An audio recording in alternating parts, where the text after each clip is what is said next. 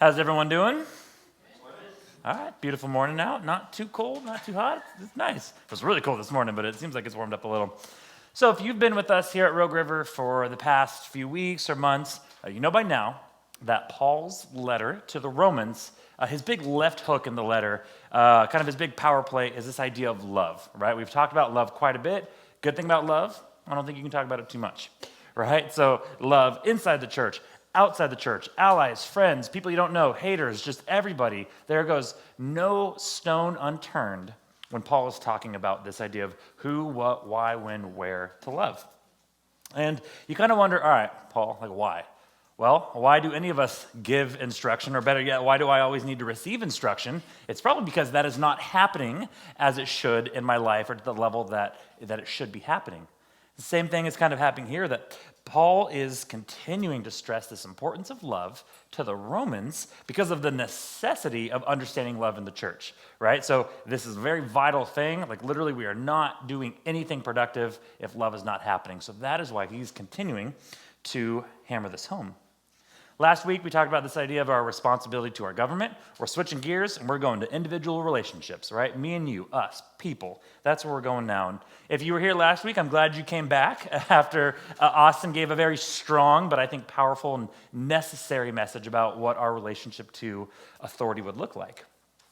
But Paul picks up right where he left off with equal strength in his passion and what he's saying, and he says, "Owe nothing to anyone except your obligation to love one another." So although we've been talking about it quite a bit, I want to dissect that word love yet again. I know it gets tossed around quite a bit. I think I mentioned that a few weeks ago. So in my research, I looked up the top love movie of all time, the top romance movie. I threw something on my personal Facebook, had a lot of response. I actually threw something on our Rogue River Facebook last night. But before that, I looked up 11 different top 5 lists, right? Now, I wanted to be thorough. I didn't want to stay in my own echo chamber, so I hit up like the Oprah magazine, AFI, IMDb, Cosmo, like Esquire, Empire, anything with an ire, I think I looked up. So we're going to go down this rabbit trail a little bit. 11 different lists, right? 5 movies per list. So 55 movies, theoretically, are what I looked at. The wild thing, 42 of those 55 movies were different movies. If that tells you anything about these lists. So obviously one list kind of has this idea of what a romance movie is, so on and so forth. 42 different movies. Now, there was one Disney classic movie, and I think like classic Disney to separate it from Pixar. So one Disney movie that was on that list. Do you guys want to take any guess as to what movie that was? Bambi? No. Good guess. No, but Lady and the Tramp was mentioned. It's a Rogue River thing, apparently, because last service they said that. No, Beauty and the Beast, right? Now, yeah, I think that's Rachel's favorite Disney movie. I like it, except when people call me the Beast, but I guess, yeah. So there was a Disney Pixar movie that was mentioned twice on this list. Any guesses as to what that was? Frozen. No, but that's probably a better guess than what it was. Up. The movie Up was mentioned, which, like, heartbreaker, right? Yeah, Up was on that list. So those were there. Out of the 11 lists, one movie was mentioned 5 times. That was by far, so this is what I would call the elite movie, and generally if it was on a list, it was one of the top 2. So with that being said, what movie was on this list 5 times? I'd like to say The Passion of the Christ. No, but that was mentioned a few times. What did you say? No, The Notebook was like 2 or 3, right? Yeah, a lot of millennials, I think, answering the question. No. Casablanca. Casablanca, it was the overall kind of by consensus, number 1. But even on like the Rogue River Facebook, I threw that question last night. 8 answers, 7 different movies. Only movie mentioned twice, Princess Bride. So Die Hard showed up on a lot of different lists. I'm like, it's a Christmas movie, it's a love movie, it's everything. So anyways, that was a lot of fun for me. I spent way too much time researching that. I'm like, oh yeah, I have a message to prepare for. But what it did show me was that this topic of love is so widespread as to what people think it could mean. Based on what website you went to, it definitely had a different vibe. And so I want to look at one more resource that I trust a little bit more than those about this idea of love, and that's Twitter. So no, just kidding. If you don't have a Twitter, good. Twitter's rude. But obviously it's the Bible, right? The Bible is what I want to look at this idea of love. And our title today is Love Actually, which ironically is also a romantic comedy, which I hope I do a better job at talking about love than the movie did, because the movie's kind of weird. But anyways, what love actually is. So what love isn't, what love is, and what do we do now? So this first thing we're going to look at is what love isn't. We're going to start with the bad first, right? Love isn't complacent. Love isn't harmful. Love isn't selfish. So we're going to start with the complacent. We're going to hop right into verse 11. So right in the middle of the passage that the bonds read. And I'm just going to repeat this verse. It said, "This is all the more urgent, for you know how late it is. Time is running out." So we hop halfway through this passage, and what is happening here is that Paul is just kind of saying, hey, wake up. The war isn't over, right? We haven't finished the race. We are still battling. And what he is combating is this idea of a plateau that I think a lot of us might face. So in a lot of things we do, especially relationships, you kind of put a lot of effort and you work really hard, but then we kind of even out, right?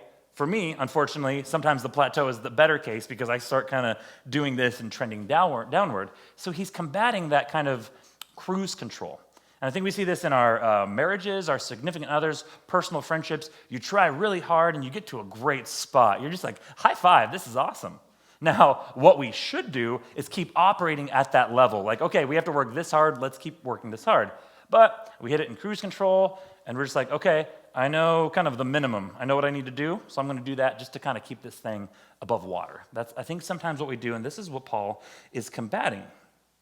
And so he's using this verse to kind of discourage the complacency in their life. And the Roman church, they felt like they were doing pretty good, right? They're like, hey, we got a good thing going here. They might have even had that mindset like, we're doing way better than that church. Like their head's not even above water, right? So that's what Paul is kind of speaking in. But here's the deal. I think we have to truly understand what Paul's desire for the church even is. Because he doesn't want us to just survive, right? Like having our head above water isn't what his goal is. He wants us to thrive, right? He wants us to grow to the point where we are outward focused and we are kind of impacting those around us. I think of this idea of like being a spiritual sprinkler, right? If the sprinkler's on and it's going to impact the people around it. He wants us to be a spiritual sprinkler. That is not in any translation. That is in the Tim translation, patent pending, right? So he says, do not be complacent. Time is running out. And I think when we get complacent, the problem is that when I get complacent in my life, it's because that I think that the job that I was sent to do, whatever my task was, is complete. So, all right, now I'm just on cruise control. A little morbid footnote, when our job on earth that the Lord has sent us to do is complete, he's going to let us know, right? He's going to bring us home. So our job on this earth is not done until we are up there partying with him in heaven. So our job is never fully done. And what Paul is saying to the Romans, and what I want to say to us today, myself included, is that we can't be a complacent church. Because a complacent church is filled with what? Complacent people. When I think of complacency, another word I think of like a little more rotten is this idea of like a stagnant church. Now, there's a huge difference between a flowing, moving body of water and a stagnant body of water. One of those really stinks, and the other one is the flowing body of water, right? So we can't be complacent. We can't be in cruise control. So that's what he says. Love isn't complacent. Another thing is that love isn't harmful. And I know what you're thinking. You're like, really? Love isn't harmful? Like, duh, when are we going to start learning something? Like, that's an easy one. But as I looked in this a little bit more, I realized that when I am kind of operating in a selfish, ulterior motive, but I mask it as love, ooh, that's dangerous, and that is very harmful in my life. I think, when I'm not loving correctly, like the biggest sign that maybe you can identify in your life is when you're in something and you think that you're operating out of love, but your number one focus in your brain is what are you going to receive? How am I going to benefit? Like, how am I going to move up in this? That might be a sign that might be something a little off. And I think how I do that, how I love incorrectly, is this idea of using loving correction, right? So Scripture tells us to lovingly correct people, other believers. But when I'm doing it to try and like assert myself or kind of gain power over somebody or like be alpha or retaliate, that's kind of another one where, oh, well, all right, Roger corrected me and I'm going to get him back and I'm going to, right? Like we are using it to assert power over people. And that is not a correct way to use it. When you're looking for kind of personal benefit or gain, I know sometimes I find myself loving the people that offer me the most reward back, the giving friends, the friends that maybe tend to buy my lunch every time, or the really generous giving ones, like, 24-hour/7 service to them whenever they need. But those friends that are maybe kind of hurting, maybe they're in a needy season of their life or where they're looking for help. Sorry, I'm busy, right? Like, I realize that my love is actually focused on personal gain. Another one that I'm guilty of is this idea of loving or giving to just look good, to just look pretty. And Jesus gives us a big fat no on this one in Matthew, again, Tim translation, Matthew 6. It says, when you give to the needy, do not announce it with trumpets as the hypocrites do in the synagogues and on the streets to be honored by others. Truly, I tell you, they have received their reward in full. So you see, when we are giving to be honored by others, once that happens, once someone says, cool, like that's the reward. That's all we were really, truly looking for, and we have received that. Oh, but if you're loving from a heart that has been poured into by God and you are loving others, that reward is infinite. That reward is ongoing, and that reward is outward pouring. But he says if you are kind of loving for selfish benefit, you will receive your reward in full way too quickly. So again, true love does no wrong to others, but that fake or faulty love, it definitely can do wrong. It can be more damaging than you would even think. And I think generally our motive for this is kind of one personal motive, one ambition, and that is selfishness. And that's our next point, is that true love isn't selfish. Now, the sins here that are mentioned are pretty interesting. Paul leads with kind of what I would call the heavy hitters, right? So he mentions, I believe he mentions 6 of them. He goes, wild parties, drunkenness, sexual promiscuity, and then, that's only 3, sexual promiscuity, immoral living. So he hits those ones. Those are the big ones. Now, those are the things where if I see those in people's life in the church, sound the alarm. Like, there is no room for that in the church. Like, drunkenness, get out of here with that. That is not allowed in the church, right? Sexual promiscuity, you're like, oh, man. Like, we are really quick to point those out in people's lives. Like, those are the things where I have complete confidence that I can go address that. Those are what I would call the heavy hitters. But Paul doesn't end there. He then kind of tags on 2 more, what I maybe would be tempted to call the JV sins, right? Quarreling and jealousy. So you're thinking, weird. Why is Paul going to take sins like sexual promiscuity, drunkenness, immoral living, things that can ruin relationships and marriages and churches? Why is he going to group those with things like quarreling and jealousy? ... Things that can ruin relationships, marriages, churches, right? I think we're tempted to rank these sins. Like, there's the big ones, and then there are these ones that aren't so bad. But what Paul is telling us very specifically here is that sin can wear very many different masks, right? It can wear very many different masks, and it has one purpose. Like, sin has one purpose: to seek and destroy, to devastate. That is the only goal. There is nothing JV about sin. So he says, doesn't matter what it is, do not participate in it. I think, there's some sins, like those that are mentioned, the first 4, where the moment they happen, they are impactful immediately, right? Almost like a bomb. You know the impact the moment it happens. It is external. It is devastating. But then there's these other 2, quarreling and jealousy, where they may not be seen immediately, but they're more like that cancerous devastation, right? They are still working just as powerfully and just as destructively. And unfortunately, it's stuff like that where we don't really identify it until it's almost too late. So regardless of what it is, these are destructive. That's one reason why I think he mentions them. The other reason is that they all do have something in common. And what they have in common is this idea that they all come from this self-will, the goal to just seek pleasure for myself. That is the root, that is the source of all of these. How I don't care what I do, I don't care the damage path that I leave, but I seek this personal, specific, temporary pleasure.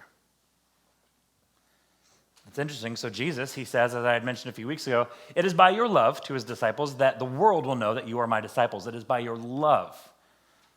But Paul says here, it's by these things that the world's going to know that you belong to it.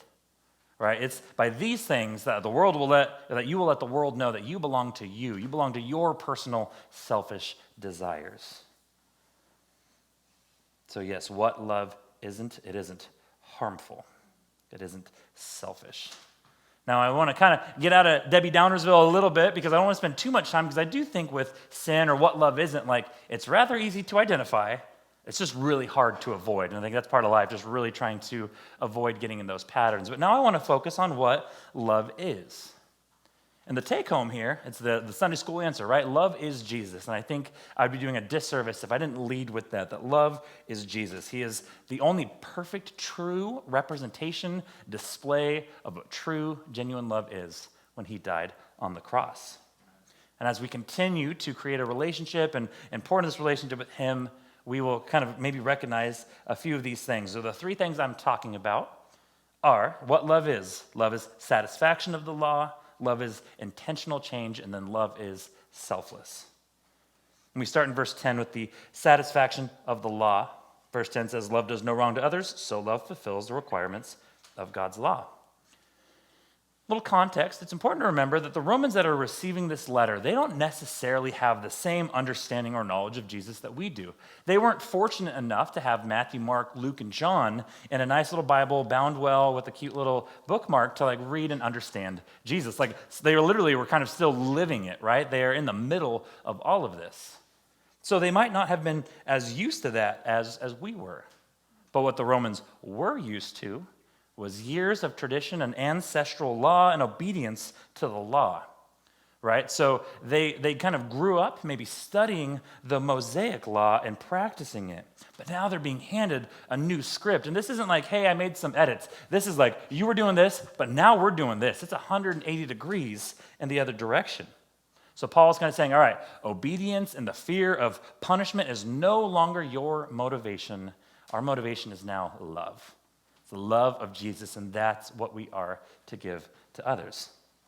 So imagine, I have this little cup, right? Imagine your righteousness is demonstrated by a cup filled with water, right? So everyone's given kind of a cup of water, but when you sin, you dump a little out, right? Boom. Oh, when you really sin, boom, you dump a lot out.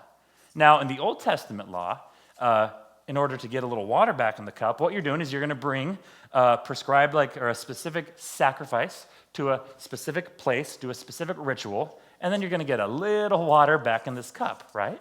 So you're always having to do that just to have a little water in the cup. The problem is that life is always going to throw you things that are going to knock water out of the cup. So that was kind of the Old Testament law. You have this righteousness, but you're always trying to do things to fill it up. Well, in comes Jesus, right? So that's the law, but then comes Jesus. So here's what Jesus does. Jesus fills your cup. But here's the cool part. Jesus doesn't just fill your cup. He fills it to the point where it is overflowing, right? So now, the Old Testament law, they're used to oh, your cup's half full. Now people are I don't know what to do with my cup. It's overflowing. And the cool thing about what Jesus does in our lives, now that it's overflowing, well, you could actually have the opportunity to overflow into other people's cup. So Jesus is rewriting the script. He's saying, all right, you no longer have to worry about your water falling out of the cup. Your cup is now overflowing. With Jesus, there's no other thing needed, right? There's not an extra additive or an extra piece to the recipe. That is it. And so that's why Paul is saying, man, Jesus fulfills, he satisfies the law.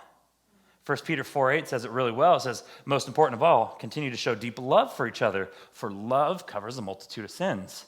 A lot of these people are, all right, there's a multitude of sacrifices that cover a multitude of sins. Well, now it is just a 4-letter word, and that is love.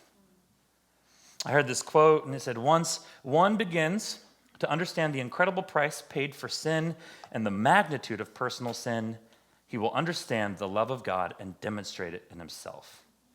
So for us, it starts with that internal. We have to understand and grasp the idea of what Jesus did on the cross. And that it leads to our life showing his love. That kind of leads to our second point, and that is true love is intentional change. Intentional change. And here what Paul is doing, he's contrasting kind of our old and new life. Now, old life before Jesus, right? Kind of in flesh, carnal, before Jesus. And the new life with Jesus. And he uses a pretty practical illustration, right?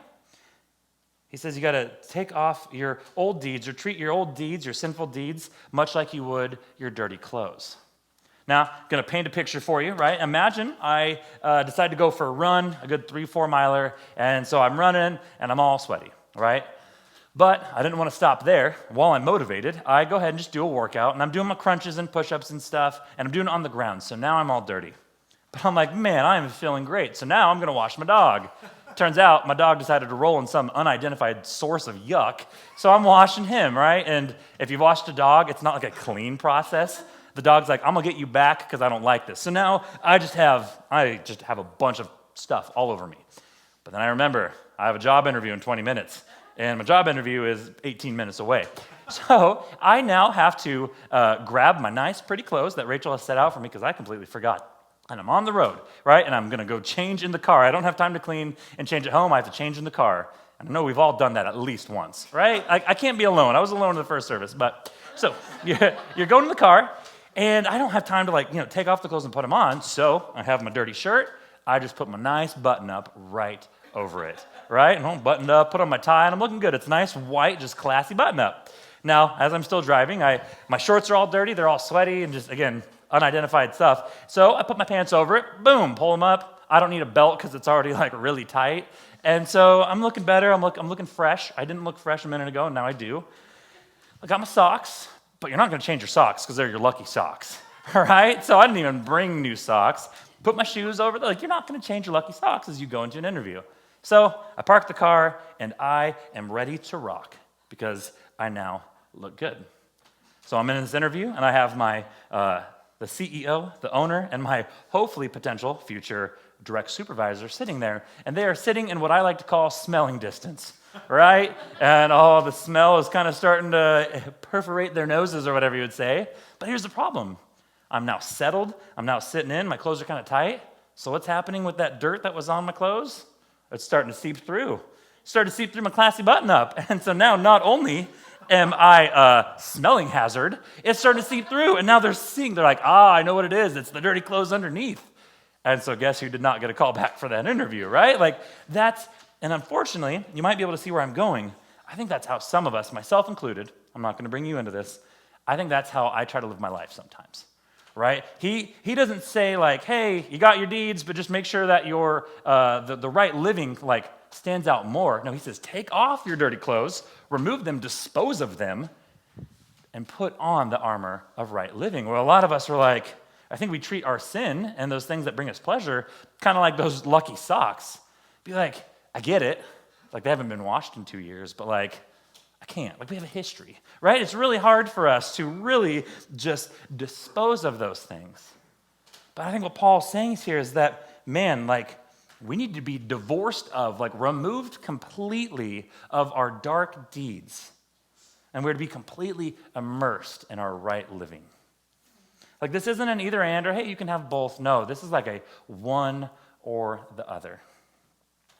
Proverbs speaks against this idea of kind of going back to our sin. In 26:11, it says this, as a dog returns to its vomit, so a fool repeats his foolishness. And we're going to dig into this a little bit. I'm a visual guy, so bear with me. So you read that and you're like, well, that's disgusting. But then I owned a dog and I was like, I get it.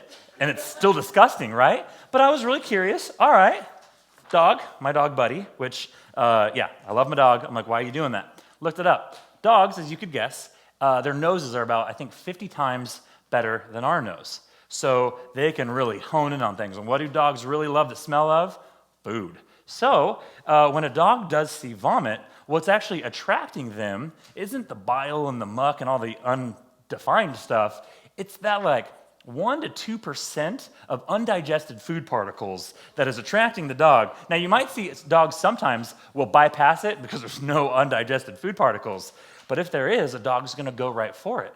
So a dog is going to hone in on that 2%, right? The 2% of that is good, and they're just going to sweep it all up, right? The 98% of just bile and yuck and the things that are making you not like me for talking about this, that is what the dog is going to swoop up.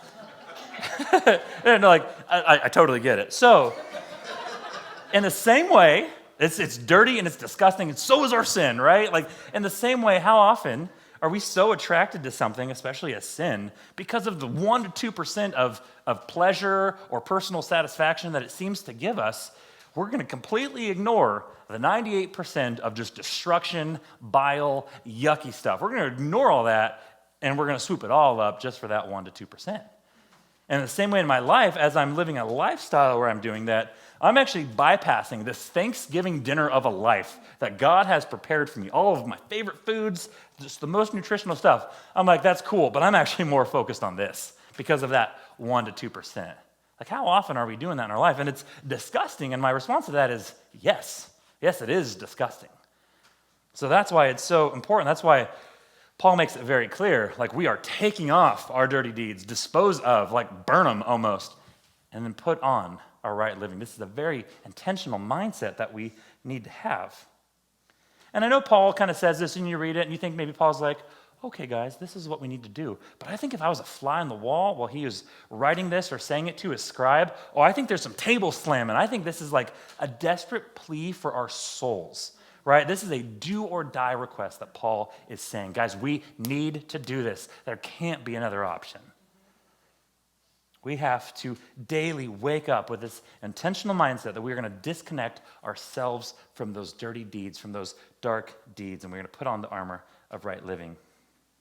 I heard this dynamic put in a really cool way. It says, new life in Christ stands diametrically opposed to the old life controlled by earthly passions.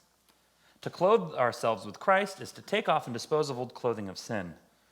Now, while the appetites of sin remain until the glorious day of our complete transformation into the likeness of Christ, we are to deny them any opportunity of expression. We are not even to consider the possibility of allowing them to fulfill their evil intentions through us. So we're not even supposed to let sin through the door. Right? I think sometimes we say, hey, have a seat at the table, you're fine, I'll ignore you. But we're not even supposed to let it through the door. That is how serious Paul is about this. So, again, what is love? It is satisfaction of the law. It is intentional change. Last one we're going to look at today is that love is selfless. And if again, as I've mentioned in some of my messages, Austin as well, if you can't tell by now Paul is very focused on kind of that inward transformation leading to outward expression and how our love impacts other people. Very others focused. So much of this passage the same way is in that same light. Really quickly going through some of the verses, I think it's going to be up there. Verse 8 says, you only have the obligation to love one another. Down the road it says, if you love your neighbor, you will fulfill the requirements. Love your neighbor as yourself. Love does no wrong to others. We must live decent lives for me to see? No, for all to see. Right? Very others focused. And it might come as a surprise, but I don't know if it should, right?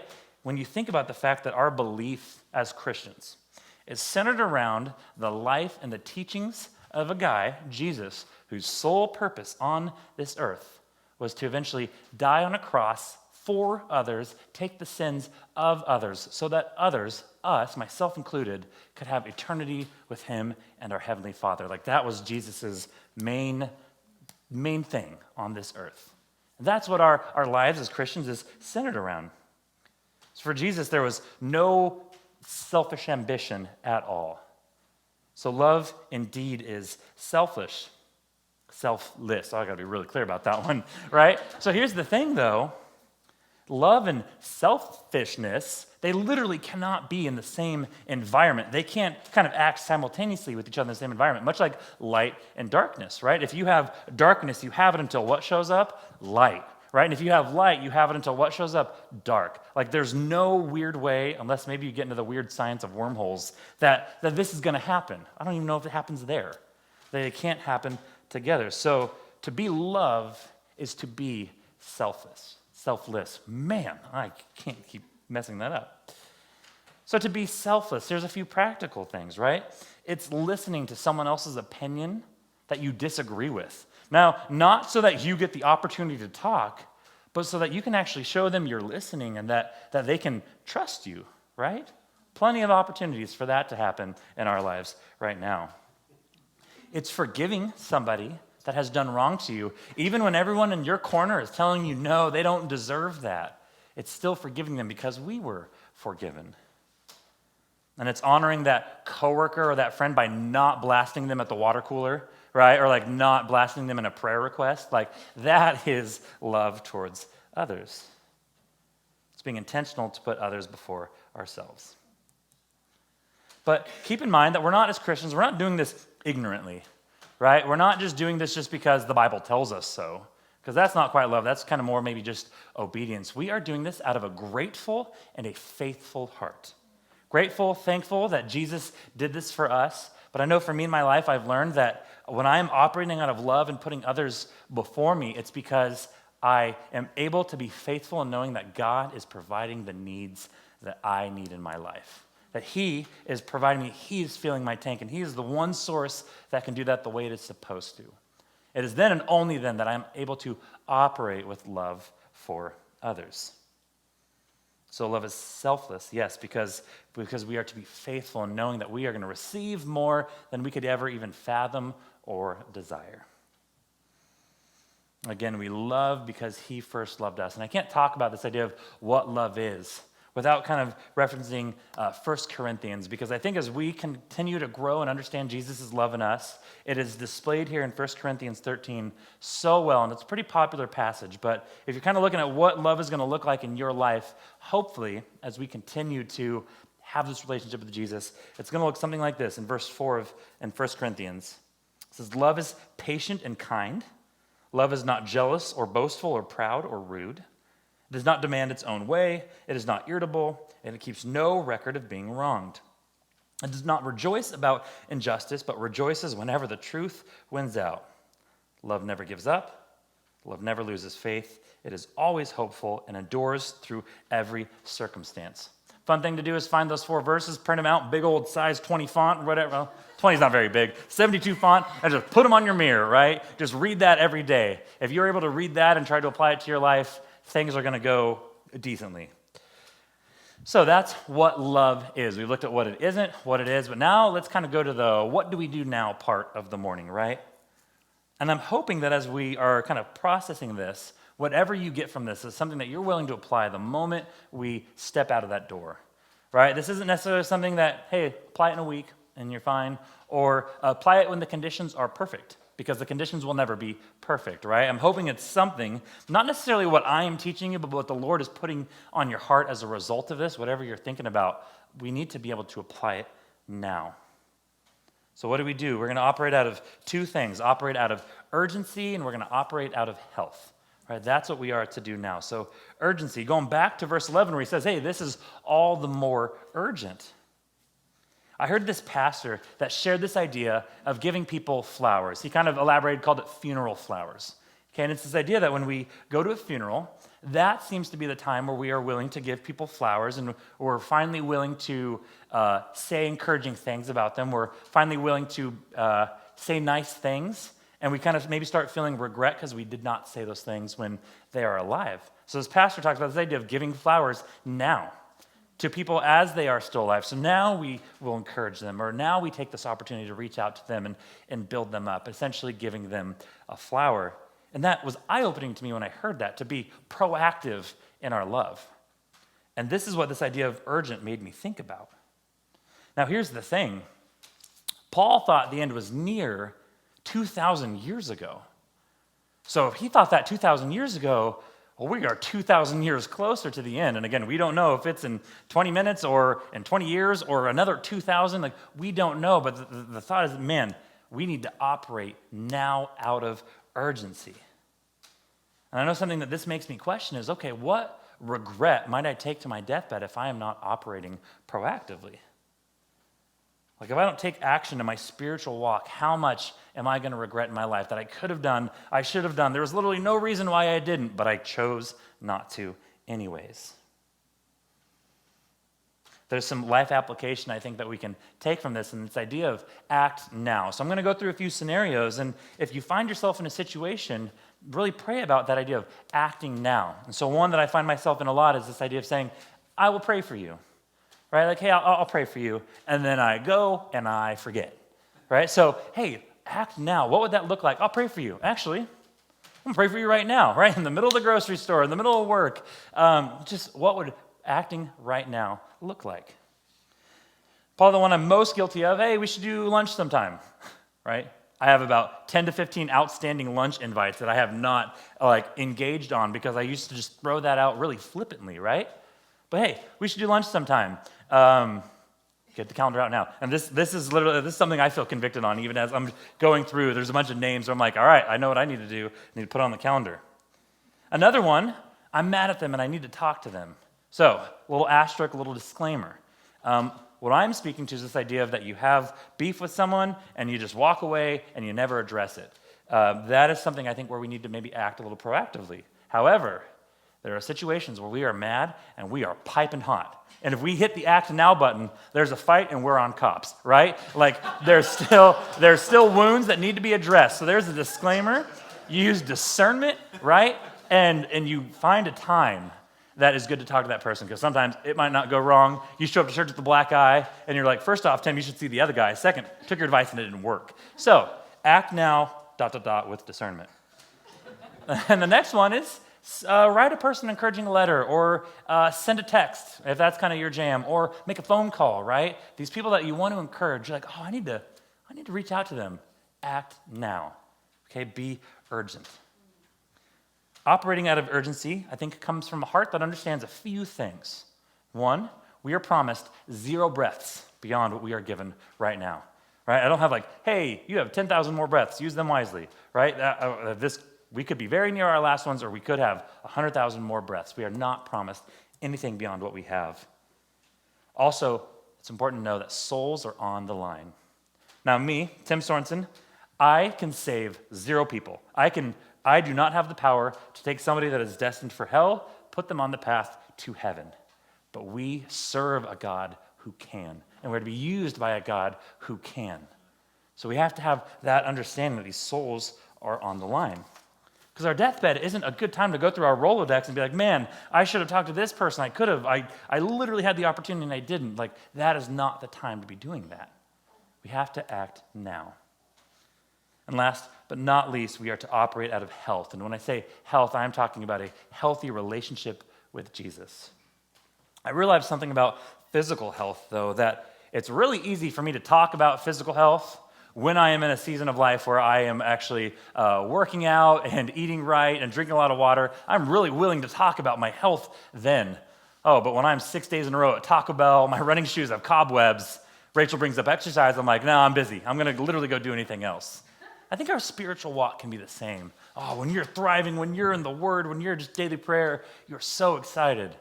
But when our Bible's collecting dust and we almost maybe feel insecure when we're praying, we're just like, nah, I'll get to it later, right? You don't hit the act now button.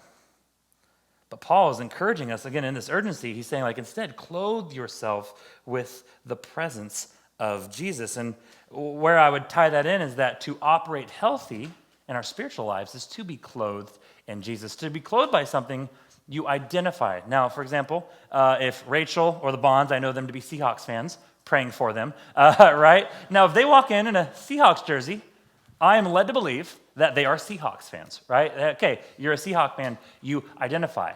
In the same way, Paul is saying, clothe yourself, because if we clothe ourselves with Jesus, this is not just an external declaration of who we root for. Clothing ourselves with Jesus is an outward expression of this inward transformation, right? It's you clothe yourself in Jesus, you are identified as somebody that is having a heart that is just hungry after Jesus, and that you seek to have more prayer with him, and you're in the Word daily. So he's saying, clothe yourself. Show that you are in association with Jesus, that you are in communication with Jesus. So that, operating out of health, operating out of urgency, that is what we are to do with this real, genuine, authentic love. I'm going to ask the team to come back up, Rachel, Michael, Janelle. And they're going to sing this song that might be new to most of us. And it's this idea, it's called When We Praise You. And I just want to steal kind of the first verse. It says, there's a war over my heart. There's a battle for my soul. Though chaos may surround me, you have overcome it all.